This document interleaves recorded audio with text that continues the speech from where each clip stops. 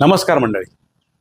चैत्र मास शुद्ध त्यात नवमी तिथी, दोन प्रहरी कागश्री सूर्य थांबला, राम जन्म लाग सखी राम जन्मला. मित्रांनो, आज रामनवमी म्हणजे रामाचा जन्म.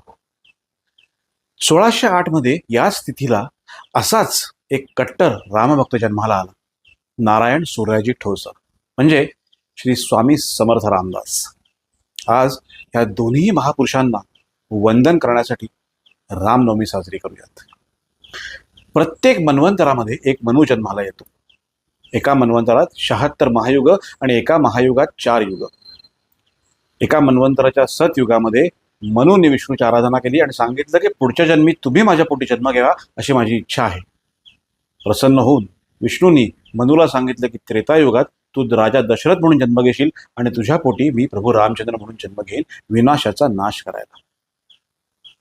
समर्थ रामदासांनी 1608 मध्ये रामनवमीला जन्म घेतला आणि महाराष्ट्राच्या साहित्याला अतिशय अलौकिक अमूल्य अशी देणगी दिली.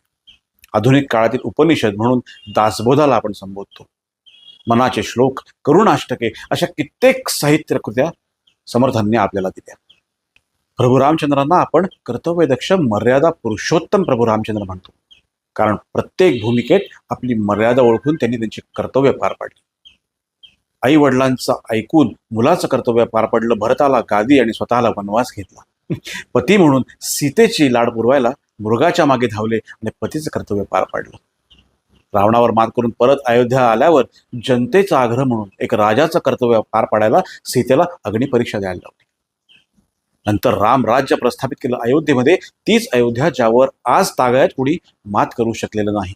कित्येक आक्रमणं झाली मुघलांची आणि यवनींची. हाच धर्मस्थापनेचा संकल्प समर्थांनी त्यांच्या मनी घेतला आणि या विविध साहित्यातून तो महाराष्ट्राच्या, भारताच्या समाजापर्यंत, जनतेपर्यंत पोहोचवला.